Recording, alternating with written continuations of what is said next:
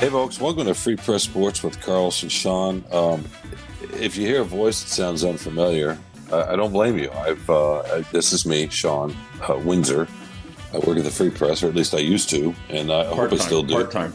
I have not been. I've been back for 2 days. I've already written one column, which I guess is more than Carlos has written in the last month.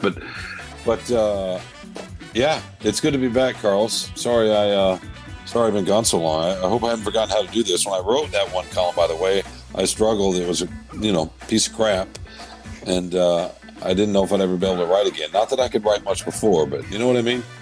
Muscle memory, man. Oh, I remember. Yeah. By the way, I'm Carlos Menard. So nice to meet you, Shawn.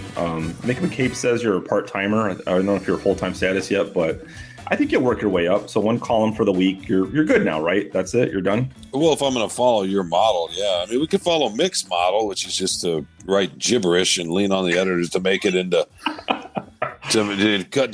cut half of it down and make it into legible, understandable in English. I guess we could do that. That helps. Yeah. We could do that, right? Yeah. I think you and I focus on quality, not quantity, right? I try to do both, although I suffer with the quality, but I do generally meet the quantity. But you are probably closer than I am to both in terms of quality and quantity. Oh, you know what I mean? You're already softening me up, man. So it's been 2 weeks. It's been a long time. You've been. You had a good time off, right? You were trying to finally use some of your vacation. Yeah, no. At a graduation party, my youngest son graduated from college, and so we had a bunch of family in town and had the big crowd and rented a tent. And it was fun. It was a lot of work. And then the second week, I was going to try to relax and trying to clean up for that. And we lost the power for almost 4 days, and that's work. Not complaining. Obviously, a couple other 100,000 people did too. A few hundred, actually. What was the number I saw? Up to 400,000. Now that was not just Metro Detroit. That was, I think, across Lower Michigan. But yeah, no, that's just where our life is right now, right? So yeah, I need to recover from that. But hey, look at it this way, Carlos. It did give me a chance to do some deep cleaning because when the power came back on, I had a few extension cords. I have a little generator, at least keeps the fridges going. And so it gave me an opportunity to do some deep cleaning and rearrange some things. So I guess that's good, right? Let me ask you something, and I'm curious, and I'm sorry if the one listener out there is like getting turned off. I can hear them maybe clicking off the podcast right now and going to a Hail Yes or New Michigan podcast that our producer Andrew Burkle is producing. Fantastic. Take a listen. But this is the thing that I wonder about. It's kind of inside baseball stuff. But when I'm on vacation for a while and I don't write, I kind of worry about it when I get back. Like you said, muscle memory. Like if you're not in the batting cage, if you're completely out, and then it's like when you come back, like, am I going to get in the flow? Is it? Even though we've done this for a long time, do you ever worry about that? Do I need a little time to get back into it? Or I did. I did Monday, and this will be a good segue into our first topic. And I should just tell the listeners out there, if we still have any, that we're going to get into Michigan and their season that begins right at home against Michigan at Michigan Stadium against East Carolina. Saturday, Michigan State opens their season Friday night up in East Lansing at Spartan Stadium against Central Michigan. Those are two scintillating matchups, and you can probably hear that in my voice. But no, I went to Schemberger Hall Monday because Harbaugh spoke and went on a big rant about how college sports is in trouble, or college football in particular, if things don't change. And we're going to talk about that in a minute. But yeah, just writing about it, it was a struggle. I haven't had 2 weeks off in a row in a while, probably 4 or 5 years, and when I take a week off, which is what I try to do several times a year, and I've done that for the last half decade or so, I'm okay after just a week, more or less. But that second week, yeah, I'm not going to lie, man. I actually thought, God, can I still do this? And I think it's just getting older too. You're not as quick, and I'm obviously giving our editors every reason to end my employment at the Detroit Free Press. But youth sports with Shawn Windsor coming up this weekend on the Free Press. Yeah, no, but seriously, and it didn't help too. And we can talk about, by the way, after we talk about Michigan, we'll talk about Michigan State, and we'll get into the lines in the last part of the show because it's, I don't know, they're going to win the Super Bowl, and we can't go a week without talking about them. But we'll get into what Harbaugh said. But real quickly, it was a tricky column to write because he started talking about, and we're going to talk about this. He started talking about wanting to pay players and sharing revenue streams and then fixing it and coming up with ideas on how to do that. Is sort of, he needs to rely on, or wants to rely on, a bunch of people that are a lot smarter than him and probably a lot smarter than you or I. Anyway, trying to deal with that, I'm like, yeah, what is the matter? That's not just some hot take deal where you can, or a game column or whatever. So to answer your question, yeah, it was tricky after just 2 weeks. Yeah, that is a long time. We with the sports calendar, as columnists, we bounce around everywhere in the sports landscape, and there's just something always going on. Anytime you take a week off, even, it's like, this is going on. I wish I could write about this. And I do that little mental gymnastics in my own head about when I'm off. I try to keep, in touch and thinking about what would I write. Kind of, that's the mental exercise for me, is making sure, like, what would be my, my take on this? What would be my idea? How would I approach this?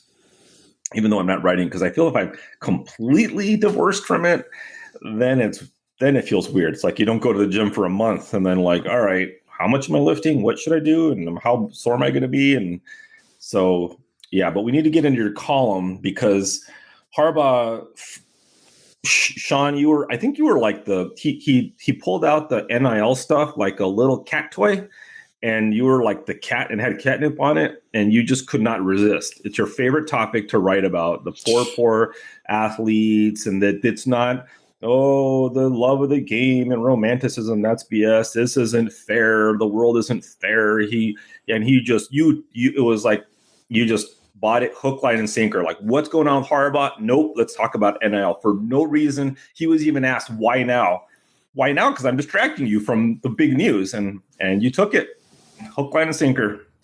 He was, he called it the elephant in the room. Well, first of all, he wasn't talking about the NIL, so I can see what your attention span is like when you're covering things. That says athletes. A lot. An extension of NIL. Paying athletes. He was he had no idea how to do it, but like, let's just talk about it. Well, yeah, no. Why should you have an idea to do it? I mean, right? Do you have an idea to how to fix our business? No, but I'm not going to talk about it either. I'm not going to bring up the topic unless I have a way to do it. You would argue that journalism is, needs some help, right? In some ways, Sure. Of course you would. So it's okay for you to say, it's what we do too. I was talking about our colleague Reiner, talking with our colleague Reiner Saban about this. I'm like, okay, what's your job? You sit there, you criticize, but can you go to a high school and identify, okay, this guy playing linebacker is going to be able to shed this block on the offensive guard against people 30 pounds heavier 2 years from now and do it well? No, that's not Reiner's expertise. That's not mine. That's not yours. We don't have that technical expertise, but we can sit and watch a football game and offer opinions about it, right? I mean, that's part of it. We don't have solutions. We can't sit. If Jim Harbaugh goes 3-8 or 3-9, I guess, we can say, okay, that's not good. He's got to win. Like Reiner Saban wrote about Mel Tucker the other day. Hey, he's got to win. Okay, fine. Reiner even said to me, hey, I pointed out they need to win. I'm like, okay, fine. The Michigan State fan base doesn't think that Tucker needs to win games. Of course, we point that out. That's part of our job. But where's the expertise, Carlos? What's the right? Should Jim Harbaugh have that? And I wrote this in my column. Should John F. Kennedy say, hey, let's go to the moon, and I'm going to figure out the physics of it too? No, that's completely different. That has nothing to do with what he's saying. It's like if you were having the Cuban Missile Crisis and the embargo, and Kennedy comes out and is like, I want to start the Peace Corps. Like, no, bro, this is not what we're talking about. This is an imminent crisis right now. We got to deal with, and you're giving us a 6 minute filibuster at the beginning of it, talking about paying athletes. Like, what? Yeah, no, I don't. Crazy. He's been consistent about that, and I applaud him for that. Why now? Whatever else you think about biggest it. bombshell. I don't know. Why did he? Michigan. Why did he do it last year? Because I'll tell you why now. Because he was asked a couple of weeks ago a couple of general questions about it had to do with conference alignment and television money. He was asked about that, didn't say much, and he thought about it. He just didn't have the I can't believe I'm sitting here being his PR agent. He didn't have the wherewithal. He wrote a column about it. He didn't actually say that. He didn't have the wherewithal to say, remember the question, but he did ask. He did start saying, I was asking a couple of questions about this. Yeah, it's because the Big Ten just signed $1 billion contract and the conferences are expanding. He's been asked about it recently, and these were his thoughts. And then he spent another 15 minutes, which is about the normal time of his press conference, and he talked again about who's going to coach, whatever. We've written about it ad nauseum. Yeah, he's not going to be there. He talked about getting hit with that the suspension is going to feel like getting hit in the knee with a baseball bat. So he didn't run from anything. He talked about that plenty. By the way, my favorite thing about that was the simile he uses, like getting hit in the kneecaps with the baseball bat or in the shoulder. Yeah, where is this shoulder thing? Like, why does his shoulder have to come into this? Like, his shoulder, had nothing to do with this. Like, getting kneecapped, yeah, we've heard about that. It's a mobster thing, but like, shoulder? Who brings that out? Yeah, no, he was just. I think he was trying to name something that wasn't the head, because the head is a little like it kills. That kills you. You know what I mean? So he's saying the kneecap, and he tried to go higher up in the anatomy, and then shoulder, he got scared, so we went even higher up. Okay. Yeah, he was just trying to come up with something that wasn't going to be actually a metaphor for death. This is the thing with Harbaugh. Like, so all these coaches, like so many college coaches, spend so much time kind of trying to be funny and engaging or whatever it is, and it's just not within Harbaugh. He can't. I think he got a laugh out of saying that his wife has been asked, are they going to enjoy the 3-week vacation? Which, by the way, I'm sorry. There's no way that his wife knows anybody who's going to ask her, you're going on a 3-week vacation. Like, who would be friends with the Harbaughs and not understand he's just not coaching the games. He's going to work 70 hours a day on game planning or whatever, but he's just banned from the stadium and from the game. Wait a second. What kind of life do you lead? Do you not know or interact with anybody other than a few family members and close friends that know every detail about your life? Yeah, no, that's not how life works. That's it. And again, oh my God, I have not missed this part, but the lack of understanding and nuance of human nature. She lives in Ann Arbor. She goes to the grocery store. Maybe she sees somebody she's got kids in school here. Hey, what's that going to be like? Who doesn't really follow football but knows their coach? You got to remember, we in our little bubble, there are plenty of people. There are people in Ann Arbor that don't care one bit about Michigan football, not one bit. There's somebody in my house. Wait, there's somebody in my house like that. You know what I mean? You think, there's someone in my house, but you think that if someone knows, what's his wife's name? Kathy, is it? Yeah. Kathy Harbaugh. So you're saying she has no social acquaintances? No. So, if you know her, Mrs. Harbaugh, Jim Harbaugh's wife, enough that the husband that Jim Harbaugh's getting suspended or whatever, but you think that they're gonna go on a vacation. If you've ever met anybody in the Harbaugh family, you think absolutely they're not vacation? I don't think he meant it they meant it. He was trying to make the point of relaxing. Maybe it didn't mean necessarily traveling like what I just did, although it wasn't that relaxing. But you stay home for a couple of weeks. That's the kind of vacation she meant. And of course, you know how many people have no idea that she would probably be not who know the Harbaughs. There'd be plenty of people that know her that have no idea what the suspension means and just assume that you can't go to U of M for 3 straight weeks, which is why, by the way, we've written about all the different infractions. Do you think the people that she might go to yoga class with or whatever understand about, or not understand, it's not rocket science, care about the level of infractions? They just probably hear suspension and think that they're out. I mean, come on, man. Maybe she's not possible. Surrounded by football fanatics in her life. If she is, I feel sorry for her. Oh, I understand that, but I mean, any meaningful? Maybe it was a grocery store, both reaching for the eggs, and like, hey, you're going on a vacation, right, Kath? No, not really. I don't know. If that's what he's invoking, then actually give him credit, because that would be actually pretty funny. I run into people all the time when I'm out and about. Not every day, but a couple times a week, probably. Right? You live in a smaller community, not that Ann Arbor's super tiny, but you just have your runs. Sometimes you run into people and like, hey, how you doing? I heard this, and they know, but they don't. So anyway, I can't believe we've gone down this rabbit hole. The it's just, but I get it. It speaks to your sort of misunderstanding of the human language, nature, and people and what they're actually saying.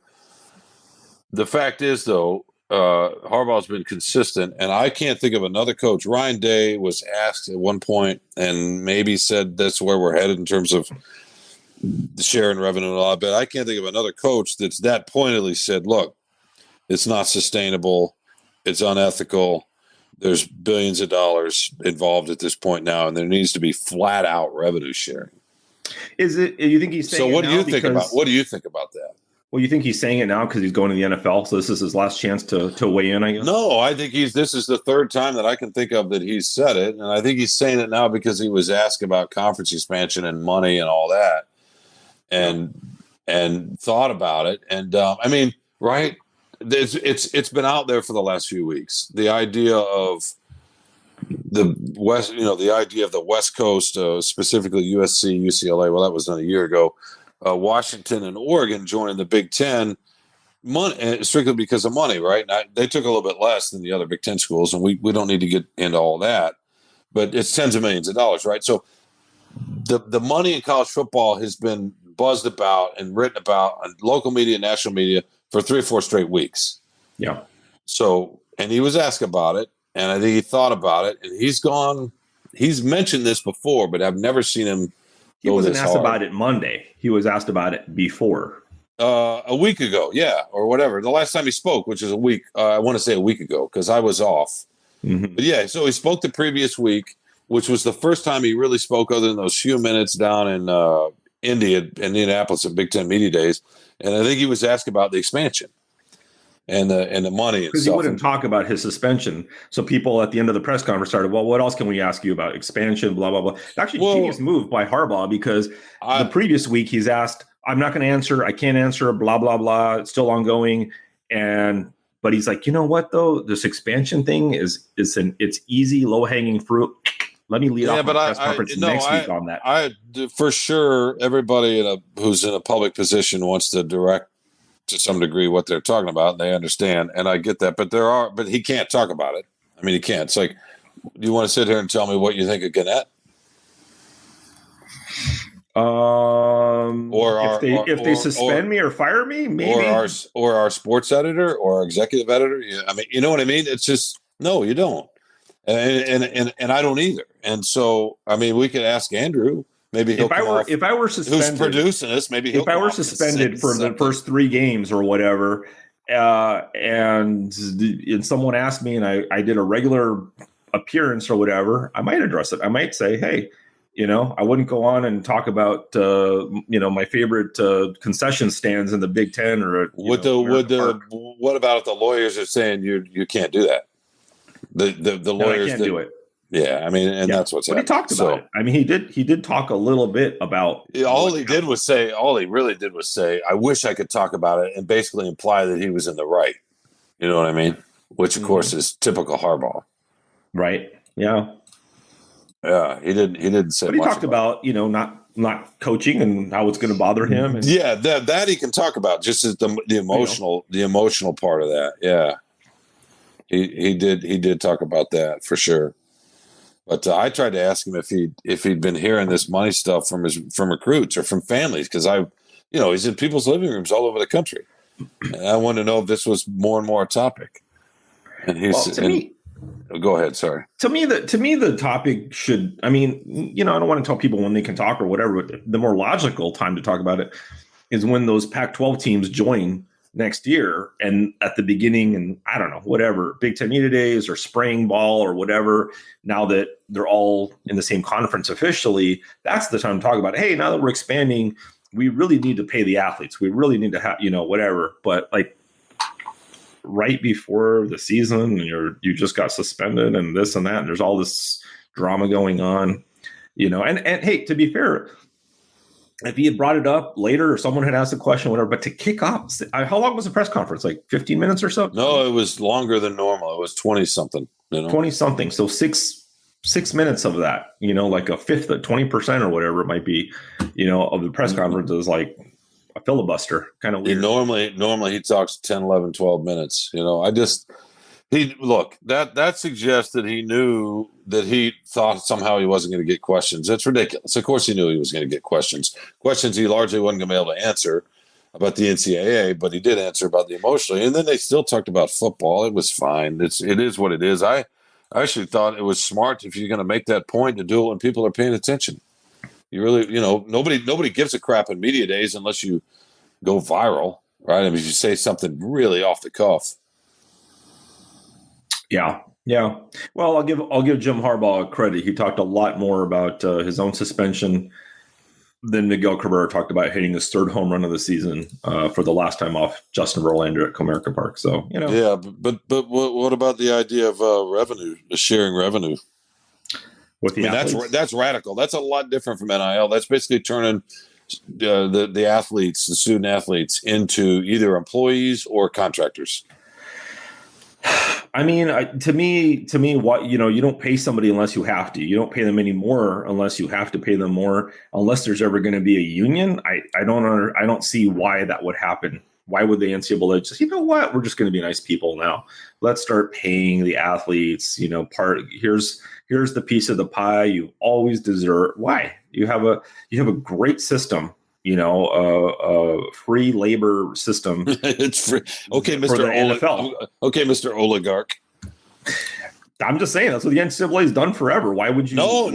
From their NIL money is not coming out of their pocket. I'm not asking you what you think the NCAA is thinking. I'm asking you what you think is. I mean, do you agree? Do you agree that the money's gotten to be so much the talent, and that they should share in the revenue on some base level? It'll be, stratified or whatever, just like it is at the pro sports or any other job. Not everybody's going to make the same amount, but do you agree with that in concept? Generally speaking, yes.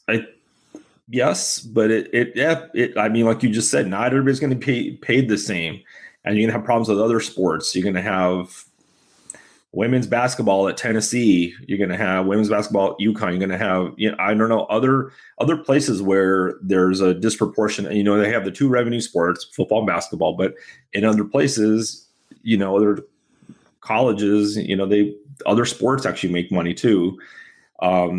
It'll be complex. I mean, ideologically, very complex, absolutely, very complex, right? Absolutely. The player, this should have stopped a long time ago. But the problem is that players are not unified.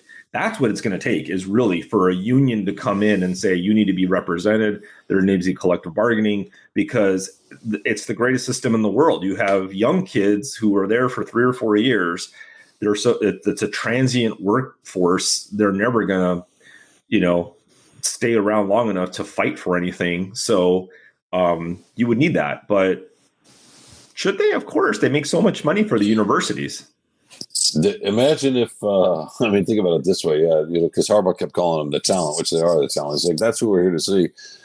He likened it to the screenwriters, and he's talking about revenue share. You mentioned the movie Air, the Michael Jordan piece about how he was the first athlete to negotiate, with the help of his family, actually, a percentage of the profits of the shoe. Not just we're going to pay you $100,000 to be a spokesman. We're going to pay you whatever, and you're going to get a percentage of the sales. Anyway, was thinking about, imagine if in Hollywood, actors from 18 to 22 didn't get paid, but they got, an apartment out in Studio City or wherever. You know what I mean? Well, they don't get paid. It's called summer stock. You don't get paid. You just go for 4 years, you're part of Avatar or Marvel movies or whatever, and you don't get paid. I mean, I'm not talking about an internship. There's no other entertainment system in our country, and maybe there is somewhere else in the world. There's just nothing else like it. I was arguing with Reiner, and I'm sorry he's not here to defend himself, but there's nothing to compare it. There's nothing to compare it to. That's the thing. What else is like it in our society where people perform, they do work, and they perform, and they are part of a system that generates that kind of money, and they don't get paid? Yeah, that's not what capitalism is about, really. So No, it's it's not. very, very different. Amateurism. I mean, if you want to look at it, let me say this: like there are, and the argument had always been for amateurism in colleges of they get free room and board and Scholarships. free, Yep, scholarships. scholarships and all that. That's worth so much money. And it is. I mean, to, $20,000-$30,000 a year, whatever your tuition and room and board is, that is a pretty good benefit, but like in high schools, right? Big time, big time programs, football and some basketball, those kids don't get paid. They charge tickets, they get concession money. That helps the status of their school and enrollment. I mean, private schools. I mean, growing up Maybe in a LA, private school. Maybe yeah, a growing private up in school. LA, there was the big college or football program. Perhaps it was Modern Day in Santa Ana in Orange County. My You know people, what? Shawn, and You that know what? was.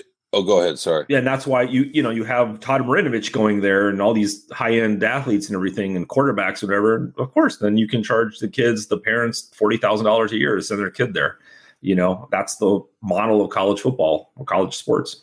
Yeah, well, that's paying tuition, but just in terms of like the public high school that one of my kids went to, and he played basketball there. I don't remember what the tickets were. They weren't much, $4 or $5. In football, maybe it's a little different. The crowd's a little bit bigger, but I mean, those concessions barely pay for uniforms, right? I mean, it's yeah, they just that's no, these are the facts. At least in Ann Arbor, these are the facts of the high school and how they work. They don't make any money off of any of these things. They struggle. They fundraise. They have booster clubs. I mean, I used to be part of one of them. You had booster clubs to raise just so you can play the sport. So there's no money being made at public high schools at all. Maybe private schools, you get a certain cachet, but most of the kids' parents want to write those checks because they want a private education. They're not worried about the athletics. It's not quite the same, right, as the alumni for a university. Well, I'll tell you one thing. I'd be interested in. I don't know if You know what? We need to have Mick McCabe on the show because he could answer these questions. But one of my local high schools, Grosse Pointe South. I mean, you go there, it's like a small college game. Basically, there's food trucks and merch, and I mean, like you said, who knows if they're making any money? How much they're making. I mean, it's all just going into the program, supplemented by the boosters and all that other stuff. But I mean, you are making some money. It's just not the same level of the tens of millions of dollars at a Yeah, but there's no profit. There's no profit at all. It's just to try to buy uniforms. Well, no, I mean that's what the booster clubs are for. I mean that's just my experience in public high schools.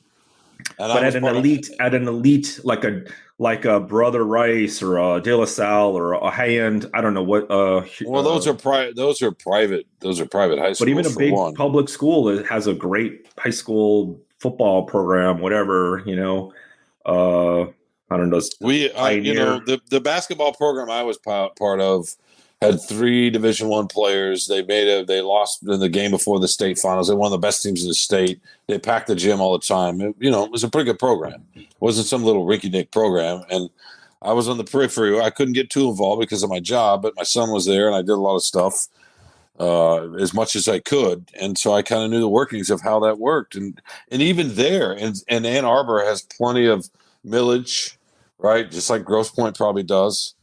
And it's very fortunate, the funds, but they're still scraping by. The teachers, right? The programs are still looking for money for uniforms. It's why they raise funds. It's nothing like it.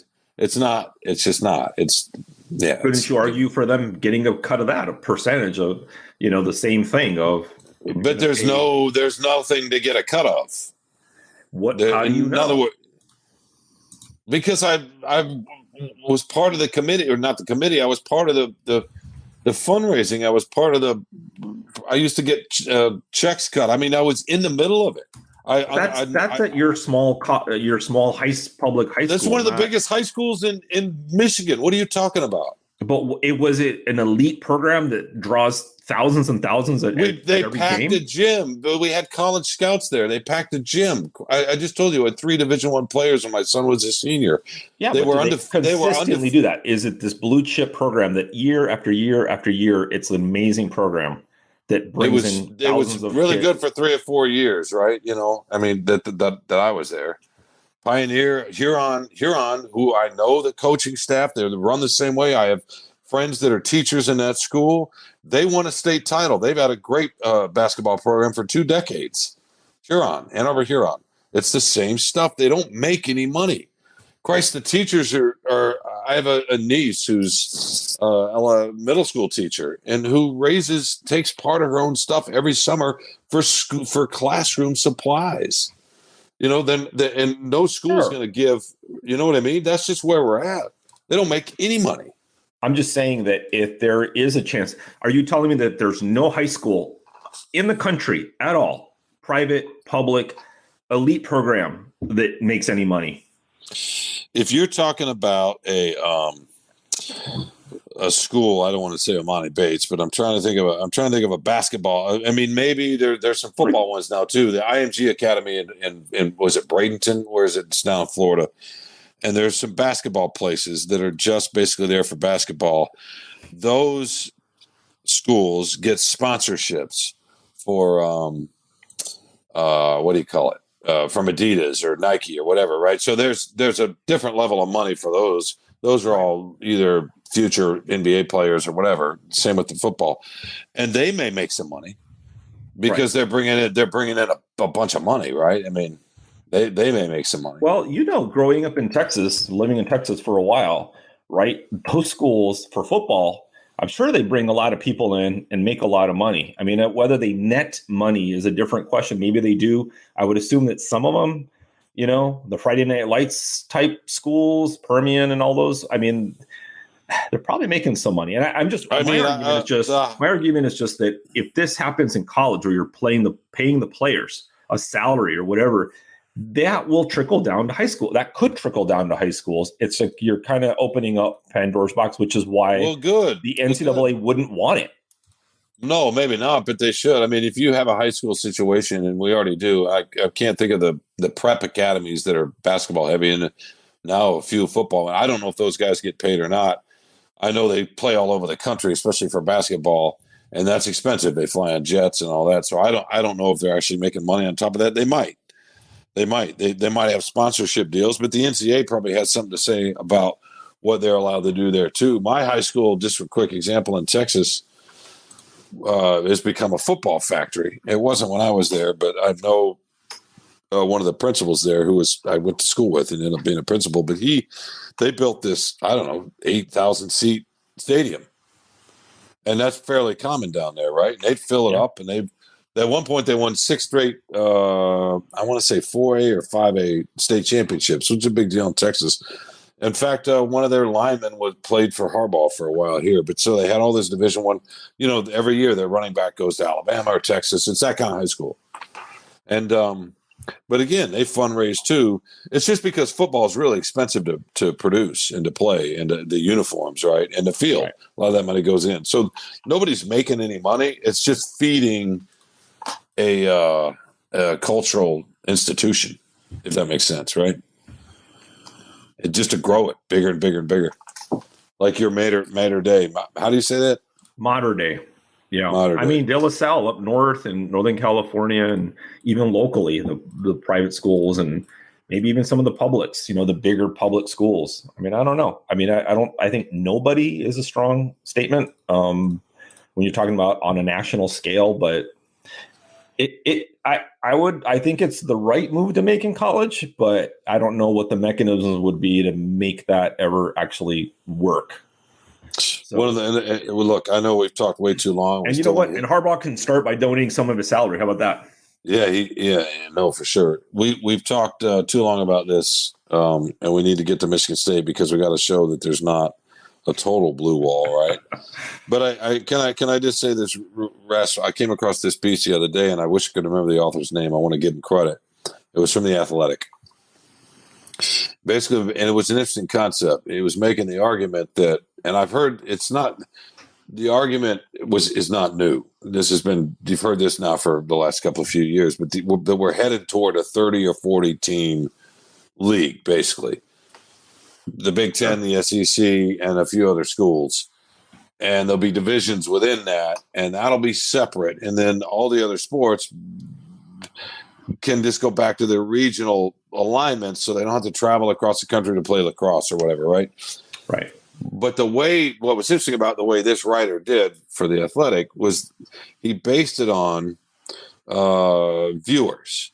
So he looked at the last 5 years and the schools that regularly get over 5 million viewers per game. I think it was 5 million, which is a pretty good number. You know what I mean? Yep. Big number. And as you can imagine, who was at the top. Michigan was in the top 5. Ohio State was. Alabama. Alabama was. Penn State was. The Big Ten had more. I think Texas was. Ohio the State, Big Ten.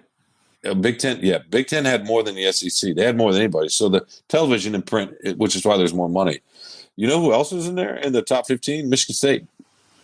Wow. And maybe you don't think about like that at them in terms of the national power, like at Michigan and the branding, but their alumni and the fan base and just what D'Antonio did. But that was an interesting idea. Let's just admit, let's take the schools that draw the most audience and make them their own thing and separate it out. The schools will get all that money, and then the schools are free to put it wherever they want, help support other sports, put it back in the football program, whatever. And then we'll go back to the regular level for the other sports. But what do you think of that? Have you ever considered that? That's exactly what I always assumed was the whole point of eyeballs and market. And one of the things when the thing broke about Oregon and Washington joining the Big Ten, some other reporters, when we were all talking about it, were wondering why wouldn't they take Cal and Stanford, the Bay Area and stuff, and having, spent a lot of time there and had friends who lived there and worked there. That's a very blasé college market. I doubt that they get much viewership for those two teams. So it didn't surprise me at all, unless it was some other, they want that market, the South San Francisco Bay Area market for whatever reason. And if it extends into San Jose, there are a lot of people there, but they don't care about college sports. It's a pro town. So I was not surprised actually. But yeah, I've always assumed that's what it's about. It's about viewership. It's about exactly advertising dollars. Yeah, that's all it's about. And advertising. It's about viewership and advertising. That's right. People always say money, money, money, and it is about money, but it's a little bit more complex than that. It's about, are people going to watch the games or not? Right. Which is money. Which that is interesting about Michigan State, because they have a fervent fan base. Huge. Nationally, people don't understand that, but here they have so many alumni, and they're either they're either rooting for the team or angry at the team or whatever, but they're strong. Yeah, and then you have basketball on top of it. It's an amazing program. And other Big Ten teams in the markets in Pennsylvania, Ohio, all these markets, they'll watch Michigan State too, right?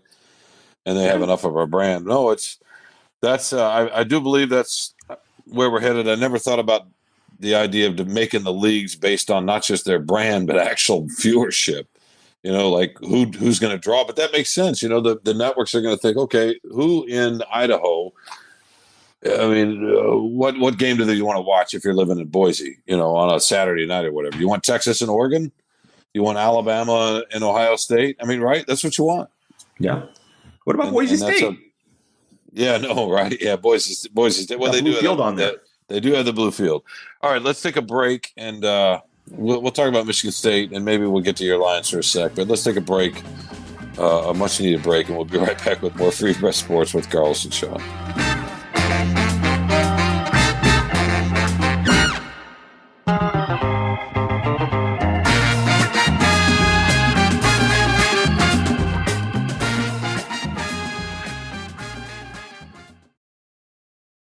Welcome back to Free Press Sports with Carlos and Shawn. Carlos, as usual, we lacked, or maybe I should include you in this. It's not fair. I lack discipline, clock management discipline. I would be a terrible end of the game coach.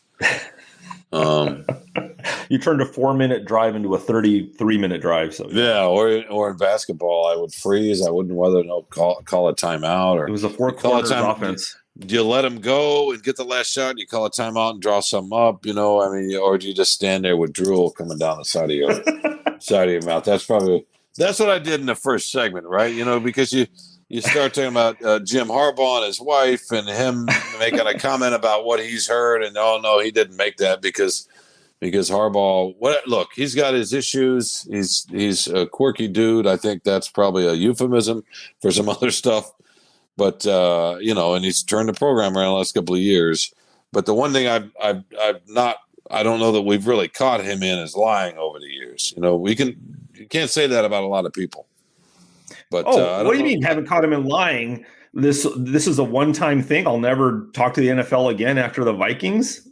So now it's a yearly occurrence now. Oh, well, if they come to him, I mean, I think, seeking it out. Yeah, that's an odd deal to assume that a guy this successful is not going to get, and I can't, sorry, Michigan State fans, but what's that? When he says it on the record, I think to Mitch, says this is never going to happen again. It's a one-time thing. Right. And I'm sure he believed that in the moment. If that's your definition of a lie, then damn. All right. Am I not? I'm not allowed. I hate to pop in here, but he's also under investigation for the NCAA for lying to the NCAA, right? Oh, right. Which he insists. Thank you, Andrew. That's our producer, by the way. Which he is. Yeah, we forgot about that little eensy tiny little alleged level 1 violation for the meal, right? That had to do with the meal, and people were dismissing it as a cheeseburger, which I think is probably not fair. But and what does he say? He says, "No, I'm taking it to my grave." So maybe he did, maybe he didn't. I don't know. Who knows? I'm just saying, in the 8-9 years I've covered him, I don't recall.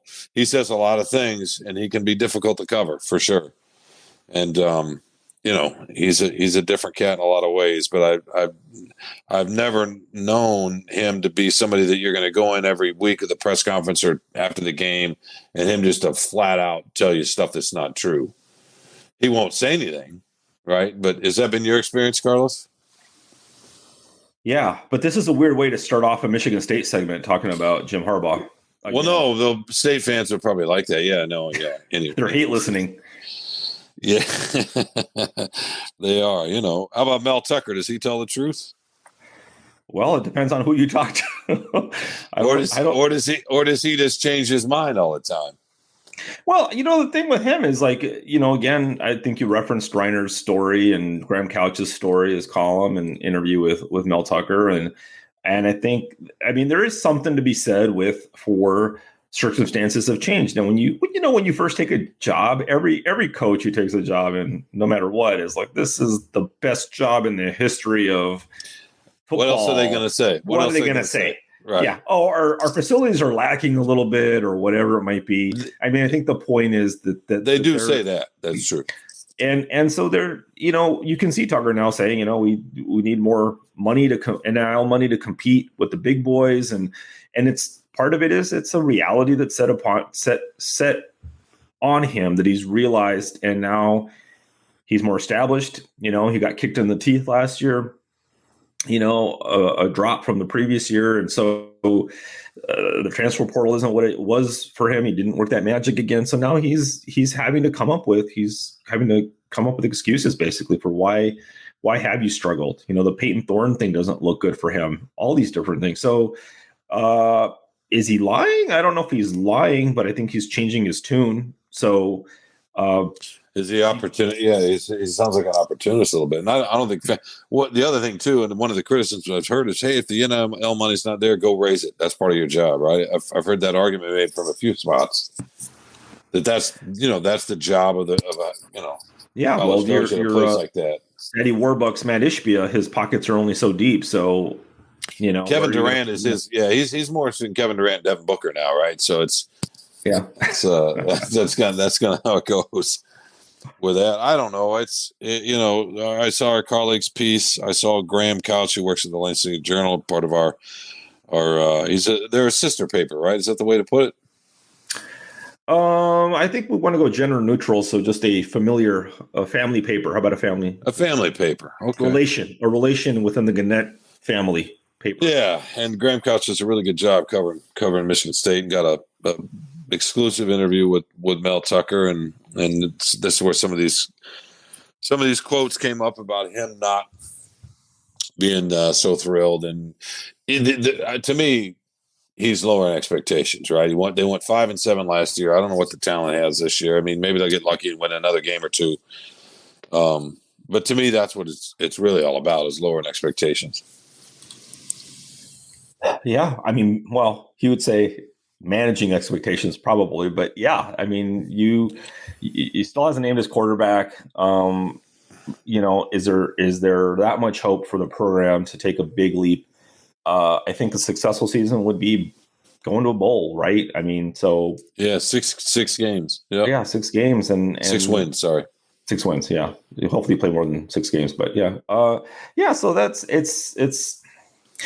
is the classic lament in Michigan State, which is what distinguished Mark D'Antonio. Was he never kind of cried about these kind of things and accepted the program for what it was, and you're just never going to be Michigan or Ohio State or even probably Penn State. It's understandable, but it's got to be hard, right? You're in Michigan's backyard, and especially right now with Michigan on this insane roll. Yeah, I mean, maybe I don't know. Maybe this works. Maybe if you cry a little bit about it, this gives you ammunition to go out and raise funds through boosters, through NIL, through whatever it is you need to do to get that money. If that's what you think it is, if it's all just money that's going to help your program, then I guess this is the way to go about it. How else do you get that money? Use your platform, speak publicly about it, see if people listen to it. Yeah, no, for sure. I think, obviously, you got to be able to offer, if you want to compete for some of the best players in the country, you're going to have to be able to say, here's where the NIL money is, right? And it's got to be competitive. And I understand that completely. As far as, can he coach? A lot of criticism about his coordinators. And can they coach? It's interesting, he took the job late, so he didn't really have a recruiting class his first year. He took it in February or whatever. And then COVID hits. And then he hits the jackpot with Kenneth Walker and a couple other players, right? And he had a few guys from D'Antonio that were really, more than a few, that were really critical of that team too, and they won 11 games. And then they fall off again and win only 5. Not fall off again, but fall off. So where is he at? I mean, you could, if you want to be generous and you love the program, you could say, well, it's his 3rd full season, really. His players, his recruits are freshmen and sophomores. The first 2 full recruiting classes he had, the first chance he had to recruit under normal circumstances, they're freshmen and sophomores. So going into this season. So there are ways you could look. You say, well, those are excuses too. I don't know about you, but if they struggle again this year, Carlos, then he's got next year, to me. Right? I mean, I know that contract's out there, but I'm sure they're 10-year contract. I mean, that'd be a lot.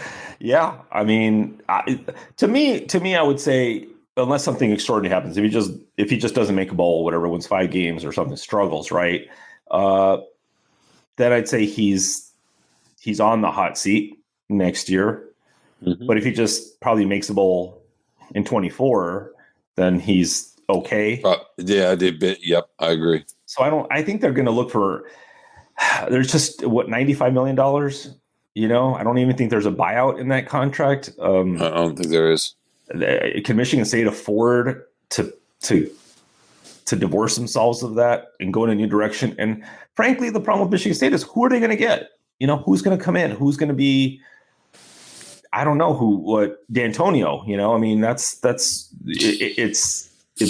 moving in a completely different direction. It's admitting you made a big mistake. But you're right. I mean, this will be his 3rd season, right? Tucker's? So, yeah. 3rd or 4th? 4th. 4th season. So, but it feels like 3rd because of COVID year. COVID, right? Because of the COVID. So the 4th season, So if he struggles this year and struggles next year, then he's gone 5 seasons. I guess that's fair. I mean, 5 seasons is enough time. And are you gonna? I mean, it's all context, right? It's how he loses, how the team struggles. It doesn't. Do players start leaving or something? A lot of players, right? Inordinate amount of players. Yeah, no, for sure. It's weird to be talking about this one a year ago. He was coming off an 11-2 or whatever, or 12-1, 11-2. Yeah, because they lost to Purdue and Ohio State that year, I want to say. So too. Yeah, right. Just a year ago. Less than 12 months ago. A little bit less. Yeah. He's coming off that. I don't think anybody expected a repeat of the year before, but I don't think people were thinking 5-7 either. No, but people knew about Kenneth Walker. They knew that was a huge loss. But you figured you still had Peyton Thorne there. So Jaden Reed, Keon Coleman ended up being really good. Right, he's gone. Absolutely, yeah. And that drop off was more than I think people anticipated. A lot more. And now, it's to me publicly, it's not a good look to start crying about, or complaining a little bit about the deficiencies. It's not. It's not. But if he thinks it's going to help him, I guess, if you're just going to. You go either two ways. You're stoic, or you kind of make a public plea for yourself and some. Or you just say how you feel, right, Carlos? I mean, don't we want that? It's interesting how when somebody does, like, you're the head coach, you keep your mouth shut. You know what I mean? Absolutely. Don't keep it internally. On the other hand, it was, he probably was just talking about how he legitimately feels. We're not used to that. If I'm a journalist, I love that he's saying this. I love them talking. I love them saying whatever, even if they're contradictory, even if they kind of, change their mind or lie or whatever you want to say. If I'm a PR person or, head of the athletic program or the football, no, keep your mouth shut. Don't say anything controversial. Don't complain. Be a team guy, program guy. But, I'm glad he's saying this. I'm glad he's arguing for himself and trying to give people some understanding of, you don't know what it's like. Here are the issues. It's not just magic. I can't just work portal magic every year. It tends not to happen very often. So I understand it, but nobody's going to care. If you don't win, nobody's going to care. Well, and they have the big new beautiful football building that was however many tens of millions of dollars that they built. And, I guess the last thing would be some stadium upgrades. But really, in the end, and I was making this argument the other day with somebody, Nebraska, for example, basketball program, they have the nicest locker room I've seen in the Big Ten. I've not been in every locker room in the Big Ten, at least not for a while.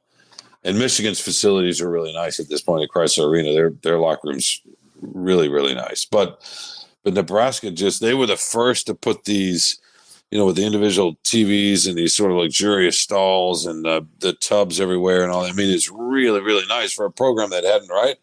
And what difference has that made? None.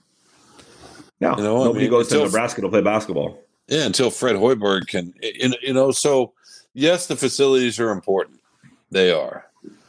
And, all things being equal, you got to have them to compete to a degree. But you got to convince people to come and play for you and play for the coaches and the position coaches. And are you going to get it? What's the best chance to get to the NFL? And what's the NIL money look like at this point? Right? Yeah, absolutely. Yeah, all these young players, they're in it for themselves. For how do I improve my stock? How do I improve my chances to get to the next level? And my professional prospects. So you can't blame them for that. And nope. The question is I don't know. Part of it with Tucker is he trying to sound the alarm a little bit early before the conference expands, and it's going to be even harder to win next year? Well, that's a good question. I mean, it's a fair question and a good point. Nick Saban did this. Remember?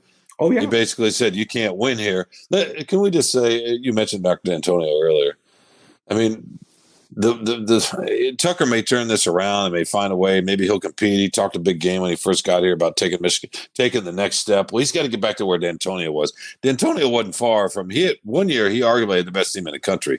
The year they won the Rose Bowl, right? And he got 2 first-round picks at cornerbacks, and that run he was on, man, with 2 and 3 star guys. I mean, I know you can't do that forever. but he had a 4 or 5 year stretch there, finding one NFL guy after another in the margins. That's not sustainable, though, is it? No, really? it's not. For almost anybody else. And he loved Michigan State, right? He bled, and the whole pride cometh before the fall. I mean, he was just perfect for that place, and it did. And I know it didn't end as well and all that, but there was a run there where he made people think about Michigan State football in a way Michigan State people never thought they'd be able to think about their football program. Absolutely, and that's a heck of an accomplishment. And that's the question: is how to assume can Tucker do that, Carlos? I don't know how much. I don't know how much he and his wife love East Lansing. That's the question, right? Is how happy are you in the community? Yeah. I mean, D'Antonio still lives there, so he does. Like if you buy in, and I think there's a lot to that goes with that. And I think part of it, that was the argument, not to get back to the Michigan thing, but part of the thing when Harbaugh first took the job is they love Ann Arbor. His wife loves Ann Arbor. They like, she doesn't know anybody in Ann Arbor, but yeah, she loves him. Yeah, she just gets accosted at grocery stores asking silly questions about her husband's vacations. That's all. Yeah, she has no casual friends. So no casual friends, just football. That's it.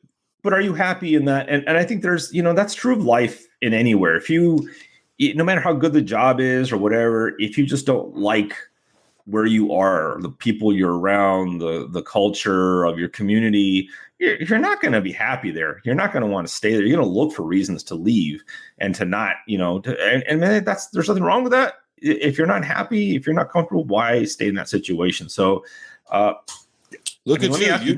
You just moved. You did the same thing. You're like, I'm sick of this place. Absolutely. I'm out of here. I'm going away.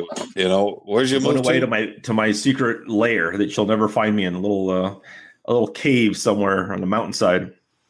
Yeah, no, but you live in the equivalent of Livonia with more brick. Let me ask you this: Does Tucker stay for the full 10 years of his contract? Absolutely not. It's hard to see it, isn't it? Yeah, no. I mean, it's really hard to see it. I like if Dan Campbell had, and in the NFL, it's different. It's so hard to stay in a place in a long time, right? Unless you attach yourself to Tom Brady or Patrick Mahomes. I'm trying to think of Sean Payton, I guess, was in New Orleans for a while, but Drew Brees. You could see Dan Campbell if there's relative success, like Mike Tomlin. I don't know how long has he been at Pittsburgh? You could see Dan Campbell being here 10, 15 years if he wins at a reasonable rate, right? You could see it. I could see him never being, as long as Sheila's the owner, I can see him being here as long as he wants to be. Absolutely, yeah. And you knew that about Harbaugh and D'Antonio. You could feel that with him early on. Like he loved Michigan State. Yeah. Do you feel that? Do you feel that about Tucker? Yeah, that's a good question. No, I don't think he. It's like, and you can tell, like, what is it? These kind of questions. If you could ever talk to get to that level with him of what do you love about East Lansing so much that makes you want to, besides the money and the job security. I never felt that way about Beeline in Michigan. I mean, he liked Ann Arbor, he liked the community, he loved coaching, but I always felt like he had he wanted to go see. He's a basketball theorist. Mm-hmm. And he wanted to go see if he could apply that at the highest level, And I get the same feeling with Tucker. I don't know that he wants to be back in the NFL, but I think he would love to go take over at Georgia. Oh yeah, they'll hire him in a minute. Yeah, sure. No. I'm not saying that, but I mean just deep, right? He's got thoughts that way, That's the question though. Is like, where do you, if you fail out of Michigan State, where do you go? You're back as an assistant somewhere where you have a relationship with somebody, right? Right. And you got to go build yourself up and then go hopefully get another Power 5. But are you really going to get another Power 5? Maybe a low-level Power 5? Probably, probably not. It's going to be hard for him. So not if you flame out, yeah. Yeah, of course, $95 million in the bank is going to soften the blow, I guess. Yeah, no, which I'm sure, he took his chance. And I mean, who knows? I don't know. Maybe who knows? Maybe I feel like they'll be a little bit more competitive this year, even if they don't win more, or if they only win another game or two. I think they're going to be better up front. And that's kind of how D'Antonio built it. So you know, you never know. He's actually got a couple of guys that are NFL level players. They have not had much of that lately. Yeah. Right. Other than Walker and Jaden Reed, I guess. But yeah. So who knows, man? Maybe they'll surprise us this year a little bit. Maybe this is all just a ruse and they'll go win 8-9 games. I don't know. I mean, probably not, but it would be great if they did, if they were competitive again and given Michigan. I mean, it was only 2 years ago, right, that they beat Michigan. They did. So they did. It seems like it's been longer than that, but yeah. I mean, think about it this way. We're talking about Mel Tucker this way, and the fan base is getting restless. Mel Tucker's 2-1 against Jim Harbaugh. That's crazy, right? And let me ask you this: how much does it give them job security if they beat Michigan this year in East Lansing? What does that do for them? Is it their Ohio State win, and that's their only win, or they go like 6-6 and beat Michigan? No, they even if they win, let's say 5 games, if they didn't make the bowl, so they beat Michigan at home. 5-7, but they beat Michigan at home. He'll sign another 10-year extension. Right? Matt Ishbia lands the helicopter on the S at the 50-yard line. If they beat Michigan this year, which I actually think they might, I picked them in the preview to do that. I don't know. It just reminds me, Michigan State used to get them every now and again, right? When Michigan was usually the better team and almost always the better team. Wait, did you pick them to beat Michigan? I did. I did. I just feel it in my gut. When I wrote that, I said I have the right to change because they're going to ask me to pick again the week of the game. And I did write I have the right to change my mind the game when I get asked to pick again. But, because you're taking a page out of Coach Tucker's playbook and you're going to change your mind. Well, no, if circumstances change. If they have injuries all over the place and they've won one game going into that game, I'm not going to pick them. You know what I mean? So that's what you want to see what kind of team they have. Yeah. But it's just a gut feeling. If they're reasonable, it's a night game. I don't know. No way. No, unless there's some crazy injury to JJ McCarthy and Will Johnson. There's just no way. I think home night game. We'll see. They got better pieces up front, so that should allow them to compete a little bit better. But we'll see. Anyway, all right. If Tucker keeps it within 14, I'd say it's a moral victory. He should get an extension. I would say that against Ohio State. They're probably going to get run against Ohio State again by 3 or 4 touchdowns, but almost certainly. But for whatever reason, when the talent gap is the same with Michigan and Michigan State, it just doesn't work that way. It's just they rarely get blown out. I know they did. They got handled pretty well last year, right? They did. But that was in Ann Arbor. Yeah. But anyway, all right. Let's take one more quick break. Carlos, you can spruce yourself up. I know the listeners can't see you, but it looks like your pancake makeup is leaking there a little bit. Are you sweating? I gotta reapply. You gotta reapply? No, never let them see you sweat, Shawn. I could use some to hide the plums under my eyes. You know what I mean? But all right, let's take this break, and we'll be right back to finish up with more Free Press Sports with Carlos and Shawn. Oh, and my favorite thing. And by the way, for you Lions fans out there, we're going to talk about the Lions every day until eternity? At least until the Super Bowl. So apologize that we couldn't get to the Lions. If you must know, they cut a kicker or something. I think that's I don't know. We got the one little dead spot in here. We're going to pick that up. Obviously, they kick off the season next week at Kansas City. We'll go all in next week. But until then, Michigan State, and my favorite thing, which we will get to in a sec, right after we take our last break.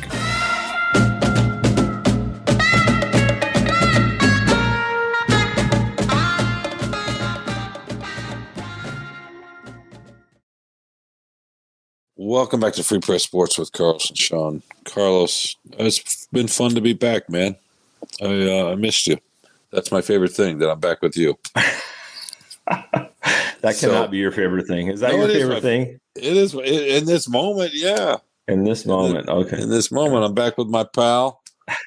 And, Yeah, that's my favorite thing. I mean, my son graduated from college, and we had a party and family from all over the country. But that was a couple of weeks ago. I mean, that feels like it was a while ago. The power went out. I tell you what, my favorite thing is that the power came back. Nothing like when you haven't had power for a few days when it comes back. You have three favorite things: your son graduating, power, and that you're back on this thing. Well, but my favorite thing is being back here with my pal. I'm going to get to see you later this week, probably in person, I would imagine, in Allen Park. So we can start writing about the team we did not talk about much today. Yeah. No, it is good to, we were in touch. We did. So it's not like we didn't talk at all. It's always fun to talk and catch up, and I missed you, you missed me. So yeah, but it's good to see you. And now we're back. Yeah. Well, maybe we'll give each other a hug in person. Right now it's just a little air hug. All right. My man. favorite thing. What's your favorite thing? I'm sorry I go first. I know you always go first, but I wanted to get it out. I love for you to go first so you can't steal mine. So that's great. Yeah, I wanted to get it out of the way because it was quick. And also, my last favorite thing is that Andrew's making this possible today. Andrew Burkle, who's filling in for Robin Chan. So thank you, Andrew. And plus, Andrew spoke. He did. Yeah, on the first time too. Yeah, absolutely. I don't know if Robin's ever spoken. Has he? No. Tad didn't speak. Yeah, never. I had to chime in to save myself some editing later, so that's it came from a selfish perspective. Oh, because I used a naughty word. No, because the lie. Because you said Harbaugh's never lied before, or I don't know that he's never lied. He's not built a reputation from week to week of saying stuff that was demonstrably untrue. But he did lie to the NCAA. But it was just something that's been in the news cycle lately. So it has been. Andrew could feel the listener doing a spit take onto his laptop when Shawn said, Saint Harbaugh has never. No, he's no saint. My favorite thing is simple. It's a good friend of ours has been looking for a home, a house or a condo, and she hasn't had luck for months and months. And we were speaking with who were hanging out a couple of weeks ago, and we said, "Hey, we have a friend who's a realtor who's been really helpful for us in the past. Why don't you give him a try?" And she's kind of felt indebted a little bit to the realtor she was working with because it was a friend of the family. And I think it took a whole week to find a place that she was able to put an offer in and have it accepted. And she was over the moon about it. And as you know, Shawn, I mean, for the listener out there, if they've ever bought a home, it's a big deal. It's hard to do it. It's fun and exhilarating, but it also ultimately, I think, frustrating a lot of the times. So I was so glad for her, and to just be a little part of helping her do that was definitely my favorite thing. So it was a nice week in that regard. That's awesome. You are a good Samaritan, a good friend, a great father, as a former acquaintance, casual acquaintance. I don't want to say colleague who covered Michigan State. He ran a site. It was kind of a booster. I don't know. He's out in Vegas now. It's an interesting dude, but he used to announce everybody. He had a podcast. If you went on, he's like, "This guy's the best father in the world. He's the greatest writer ever. He's the greatest." So yeah. So you're a great Samaritan, a great father. You're not Harbaugh, as you said, Saint Harbaugh, right? But then who can be? Absolutely nobody. Nobody can be him, right? Who has it better than Coach Harbaugh? Nobody. Yeah, the holier than thou a little bit. That'd be my quibble with him. You know what I mean? Absolutely. There's an imperiousness there, but we okay. Hopefully often wrong, seldom in doubt. Coach Harbaugh. This is. Yeah, exactly. Right.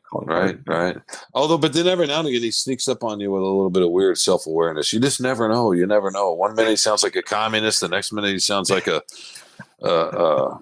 super far right conservative. Yeah. So he's all over the place. At least he's unpredictable, right? That's actually my favorite thing, is how unpredictable he is. Okay. You've had like 6 favorite things. You cannot bank them. You have to have a new one next week. I'm kidding. All right. Well, who do we need to thank, Carlos? Whoever this guy is who's filling in for Robin. Andrew Burkle. I keep wanting to say Bickle or Brickle, like butter brickle ice cream or something, but it's Burkle. Listen, I've gotten every single pronunciation of my last name that you could think of. We've got Binkle, Berkeley. We get it all. So you can't offend me. Burkell. Let's call him Burkell. Finkel.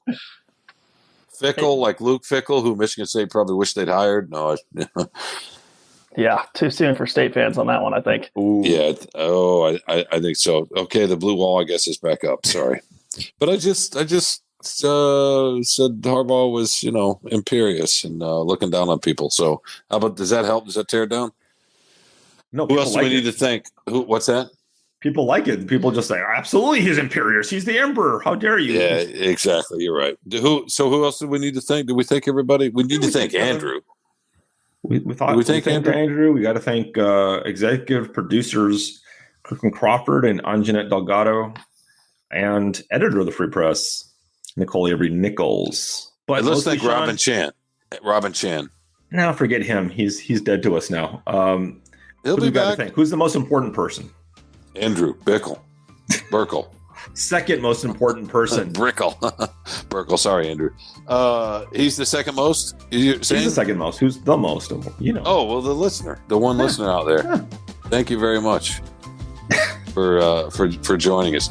You can look. I'm not going to tell you, listener, because you're already with us. But if you want to tell somebody else, you already know this too. I don't even know why we say this, but let's just say, for a friendly reminder, you can find us wherever you find your favorite podcasts, at Spotify, at Apple. Please, when you get there, rate us, subscribe, cuss us out, do whatever you need to do.